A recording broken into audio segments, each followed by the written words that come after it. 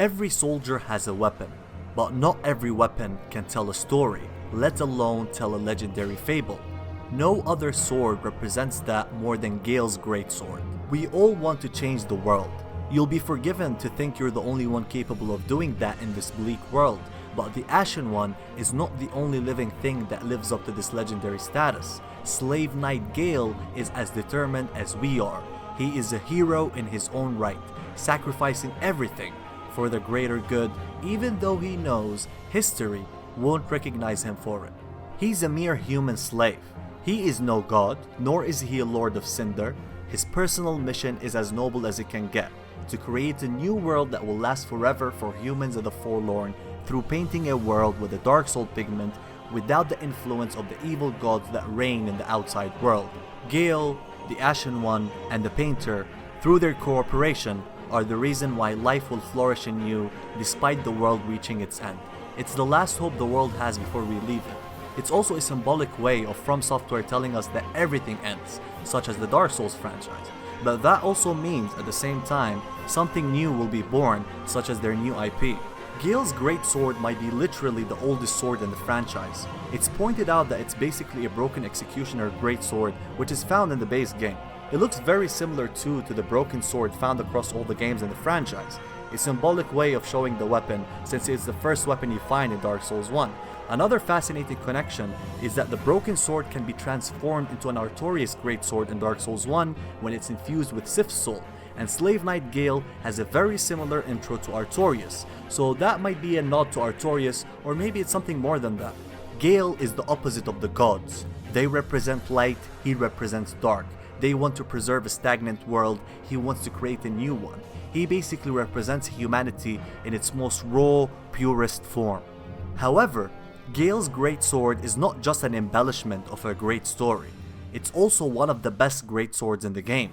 It's powerful and stylish. Every Ashen One should strive to get this sword if he or she is able to. Let's see why.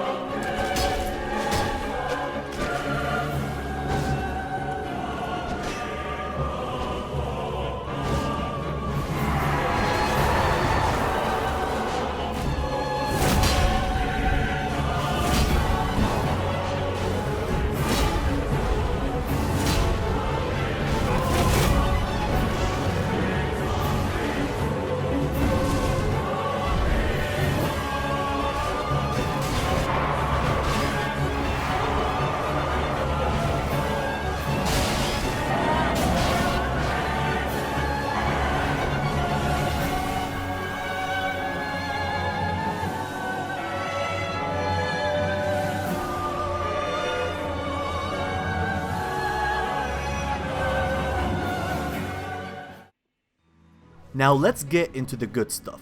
Gale's greatsword is broken. No broken in that it's OP, it's literally broken, so it might give the illusion of it being short, but the hitbox extends all the way to the tip of the greatsword. Just imagine it as a normal executioner greatsword, but just much better. It requires 19 strength and 13 dexterity. It has a scaling of C in strength and D in dexterity. It cannot be buffed nor infused, similar to all boss weapons. The only means of buffing it is through miracles like Sacred Oath or weapon arts like Lotharic's Warbanner.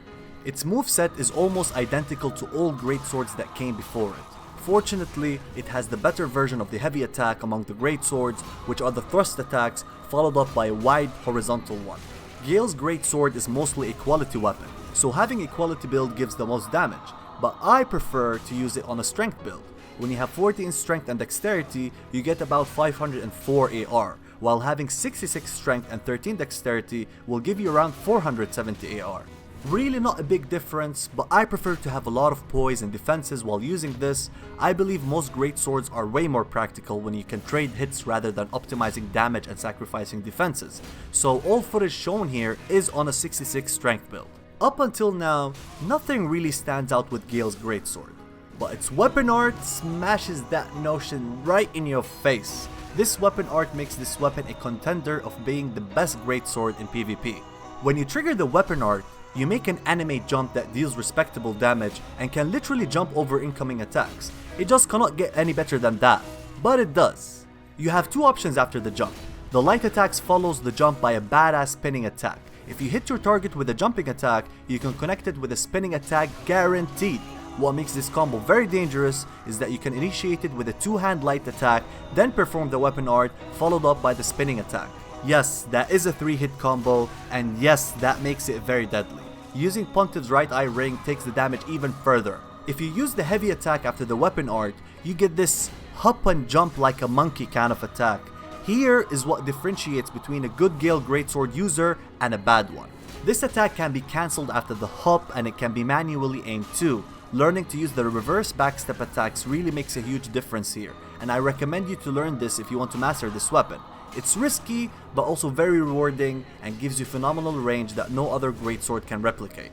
The power of this weapon is its constant chaining of attacks, and since it doesn't consume much stamina, you can really keep on the pressure. However, its range is not the best, and some weapons can give you some tough time. That's why, like every smart Ashen one, you should have other weapons in your inventory to use or have an offhand weapon.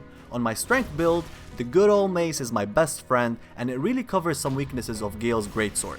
So that's all for this weapon review. However, I have to say, I really love Gale's boss fight, and I'm really excited that I covered his weapon at last. The epic fight in the end of the world between two legendary nobodies is just so epic. I mean, this is the fight of the ages, and this boss is so fun and balanced. It should be the gold standard of the series and future From Software bosses. I really did enjoy it. Please let me know what you think about Gale's boss fight and his unique weapon, and if you have anything to add on this weapon that I missed, please let us know in the comment section below. So that's all for this video. If you enjoyed it, please don't forget to like and subscribe, and I will see you next time, Ashen Ones. Farewell.